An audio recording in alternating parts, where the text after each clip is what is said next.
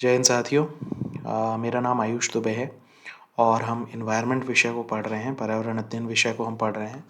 पर्यावरण अध्ययन में जो टॉपिक आज हम पढ़ने वाले हैं उस टॉपिक का नाम है भारत के प्रमुख बायोस्फीयर रिजर्व। ठीक है, एक इम्पॉर्टेंट टॉपिक है, छोटा सा टॉपिक है, लेकिन प्रश्न यहाँ से आते हैं तो पर्यावरण की दृष्टि से देखा जाए तो महत्वपूर्ण टॉपिक है।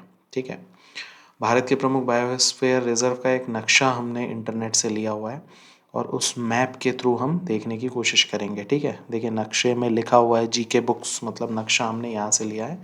Credit goes to GK books. छोड़िए ये सब बातें, हमें याद रखना है कि कहाँ कहाँ पे बायोस्फीयर रिजर्व है। ठीक है, और किस राज्य में वो है। ठीक है, और इसके बाद हम डिस्कस करेंगे बायोस्फीयर रिजर्व के जो जोन्स होते हैं उनके बारे में थोड़ी सी चीज़ें पढ़ेंगे और अंतिम रूप से हम पढ़ेंगे जो लिस्ट है कि पहला कौन सा है, सबसे बड़ा कौन सा है। ये सारी चीज़ें हमको बायोस्फीयर रिजर्व में पढ़ना है। ठीक है, सबसे पहले मैप को देखते हैं और मैप को यदि देखेंगे तो मैप को देखने से थोड़ा सा आपको समझ में आएगा कि कहाँ कहाँ भारत में बायोस्फीयर रिजर्व हैं, है ना। थोड़ा सा मैप से हम समझने की कोशिश करते हैं। तो देखिए सबसे पहले मैप में क्या लिखा है, list of biosphere reserve in India. ठीक है, तो टोटल जो नंबर ऑफ बायोस्फीयर रिजर्व हैं, देखिए यहाँ पे लिखा हुआ है टोटल 18। एरो को फॉलो कीजिए, है ना। ये यहाँ पे देखिए ये टोटल 18 बायोस्फीयर रिजर्व हैं। कितने हैं टोटल? 18 biosphere reserve. कितने हैं? 18। टोटल 18 बायोस्फीयर रिजर्व हैं। इन 18 में से जो 12 है वो यूनेस्को के एम ए बी प्रोग्राम। कौन सा प्रोग्राम? एम ए बी का फुल फॉर्म है man and biosphere programme. Man and biosphere programme किसका है? ये प्रोग्राम किसका है? ये यूनेस्को का है। किसका है? UNESCO United Nations Educational Scientific and Cultural Organisation. तो भारत में टोटल कितने बायोस्फीयर रिजर्व हैं? भारत में टोटल 18 बायोस्फीयर रिजर्व हैं। इसमें से यूनेस्को की सूची में कितने शामिल हैं?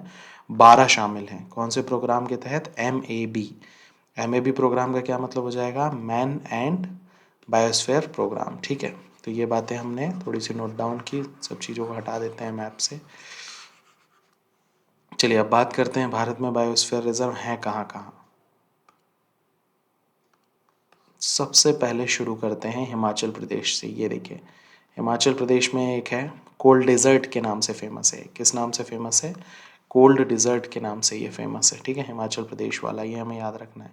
फिर बात करें मध्य प्रदेश की, तो देखिए मध्य प्रदेश का जो है अचानकमार अमरकंटक बायोस्फीयर रिजर्व है मध्य प्रदेश में, इस जगह पर लोकेटेड है।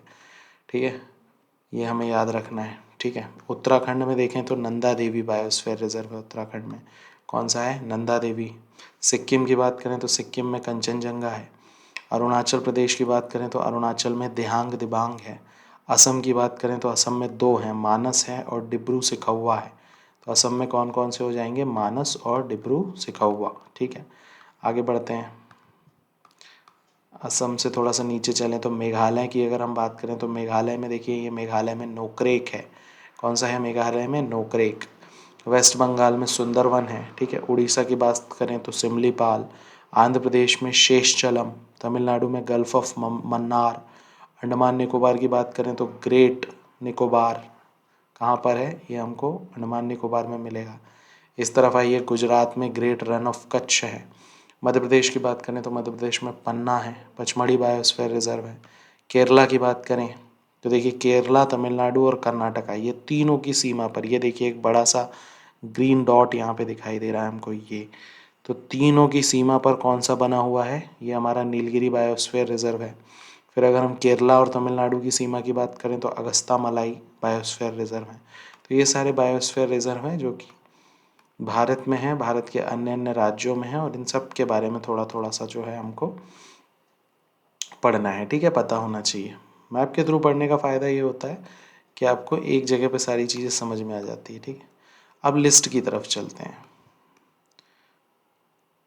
देखिए पहले लिस्ट की तरफ चलते हैं, फिर जोन की तरफ आते हैं। अच्छा पहले जोन समझ लेते हैं। देखिए जोन क्या होता है? जो बायोस्फीयर रिजर्व होता है ना, वहाँ पे जोन्स में उसको बांटा जाता है। जैसे जो बीच का एरिया है किसी भी बायोस्फीयर रिजर्व के, बिल्कुल सेंटर का एरिया, वो उसका कोर जोन कहलाता है। क्या कहलाता है? Core zone. कोर जोन में देखिए किसी भी तरह की एक्टिविटी जो होती है वो प्रतिबंधित होती है। कोर जोन में एंट्री नहीं होती और किसी भी तरह की जो गतिविधि होती है वो प्रतिबंधित होती है। देखिए यहाँ पे ये जो एरो बना है ये सिर्फ मॉनिटरिंग का बना है, यानी कोर जोन में सिर्फ मॉनिटरिंग हो सकती है, मॉनिटरिंग के अलावा और कुछ नहीं हो सकता। उसके बाहर का जो एरिया होता है, कोर जोन के बाहर का एरिया, थोड़ा सा बाहर का एरिया, ये बीच का एरिया, ये जो एरिया होता है, एक निश्चित सीमा होती है इस एरिया की, है ना। तो ये वाला जो कोर जोन से लगा हुआ एरिया होता है, इसको बेसिकली कहा जाता है बफर जोन। क्या कहा जाता है? Buffer zone. ये बफर वाला एरिया होता है। और देखिए बफर जोन में कौन कौन सी गतिविधियाँ हो सकती हैं। बफर जोन में रिसर्च हो सकता है, बफर जोन में एजुकेशन से संबंधित काम हो सकते हैं, ह्यूमन सेटलमेंट का मतलब है होटल वगैरह जो बनाई जाती है वो हो सकती है बफर जोन में, ठीक है। टूरिज्म हो सकता है बफर जोन में, ठीक है। तो ये सारी एक्टिविटी जो है ये बफर जोन में हो सकती हैं, और ट्रांजिशन जोन तो में तो बिल्कुल हो सकती हैं। लेकिन अगर हम बात करें जो मेन एरिया है, मेन अंदर कोर जोन, वहाँ ये सारी गतिविधियाँ प्रतिबंधित होती हैं। कोर जोन में केवल और केवल और केवल मॉनिटरिंग की जा सकती है ना, जैव विविधता को बचाने के लिए।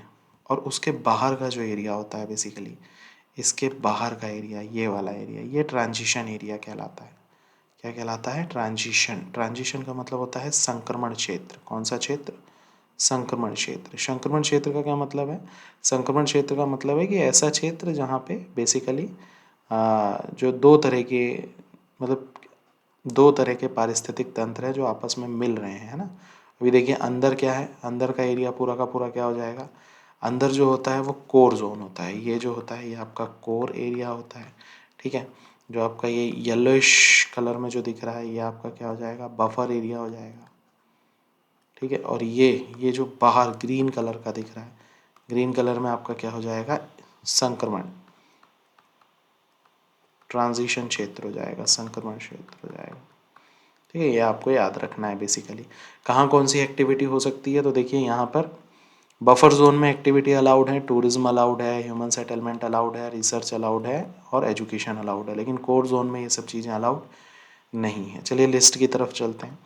भारत के प्रमुख बायोस्फीयर रिजर्व की बात करते हैं। तो सबसे पहला जो बायोस्फीयर रिजर्व है और सबसे इम्पॉर्टेंट जो बायोस्फीयर रिजर्व है हमें कहना चाहिए, वो है ये पहला, जो 1986 में बना था, तमिलनाडु, केरल और कर्नाटका में। ये क्या है, ये भारत का पहला है ना। तो भारत का पहला बायोस्फीयर रिजर्व कौन सा है, तो 1986 में जो नीलगिरी बना था, 3 राज्यों की सीमाओं पर है, तमिलनाडु, केरल और कर्नाटका। अभी देखा था हमने इसको, ये देखिए ये 3 राज्यों की सीमाओं पर है ना, नीलगिरी बायोस्फीयर रिजर्व, ठीक है।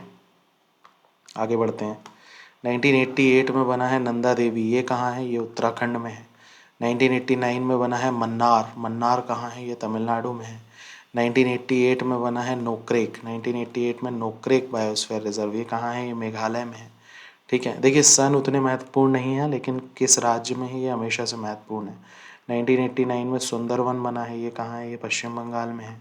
1989 में मानस बना है, मानस कहाँ है, मानस असम में है। 1994 में सिमलीपाल बना है, सिमलीपाल कहाँ है, सिमलीपाल उड़ीसा में है। 1998 में दिहांग दिबांग बना है, ये कहाँ है, ये अरुणाचल प्रदेश में है। 1999 में पचमढ़ी बना है, ये कहाँ है, ये मध्य प्रदेश में है। मध्य प्रदेश में बेसिकली ये नर्मदापुरम जिला है। पहले इस ज़िले का नाम होशंगाबाद था, अभी इस ज़िले का नाम, नया नाम नर्मदापुरम हो गया है, तो नर्मदापुरम ज़िले में है। 2005 में बना है अचानकमार अमरकंटक बायोस्फीयर रिजर्व, ये मध्य प्रदेश छत्तीसगढ़ की सीमा पर हमें मिलता है देखने के लिए, ठीक है। 2008 में कच्छ कारण बायोस्फीयर रिजर्व, देखिए ये फिर से महत्वपूर्ण हो जाता है 2008 वाला, क्योंकि ये भारत का सबसे बड़ा है। देखिए 12,454 वर्ग किलोमीटर, यानी कि ये भारत का सबसे बड़ा जैवमंडल आरक्षित क्षेत्र है, यानी कि बायोस्फीयर रिजर्व है, बायोस्फीयर रिजर्व, ठीक है। कौन सा? 12,454 वर्ग किलोमीटर वाला कच्छ का रण, कहाँ पर है ये गुजरात में है। 2009 में कोल्ड डेजर्ट बनाया गया था हिमाचल प्रदेश में। 2000 में कंचनजंगा जो कि सिक्किम में है।